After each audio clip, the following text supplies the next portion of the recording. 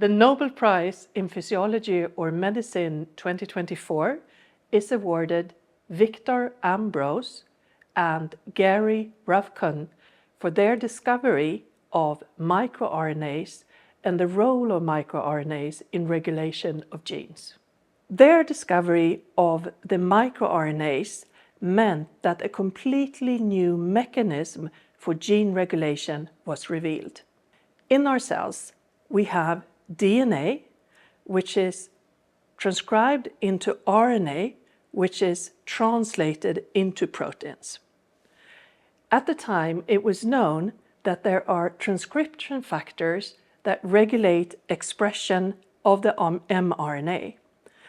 What their discovery meant was that they understood that the microRNAs could bind to the mRNAs and regulate them, thus adding a novel layer of regulation in gene expression and protein production.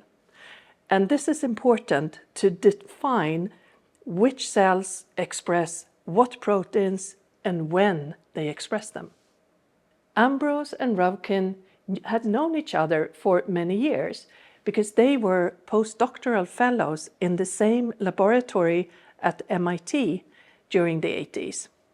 Later, they moved on and established their own laboratories, and Ambros continued to work with the gene Lin4 and Ruvkun with the gene Lin14. When they continued to make discoveries, they understood that by discussing and comparing results, they would come to understand the mechanism. And when they so did, they could find that there was base pairing between the Lin4 microRNA and the mRNA of Lin14. And thus they started understanding the mechanism of how the regulation at this post-transcriptional level takes place. The original discoveries by Ambros and Ruvkun were made in C. elegans, a little worm. The world didn't pay too much attention because it was believed that this was specific for worms. However, a few years later, Ruvkun described microRNAs also in humans. And this really opened the field. And today we know that we have more than 1,000 microRNAs in humans that are really important for regulating our cells and tissues.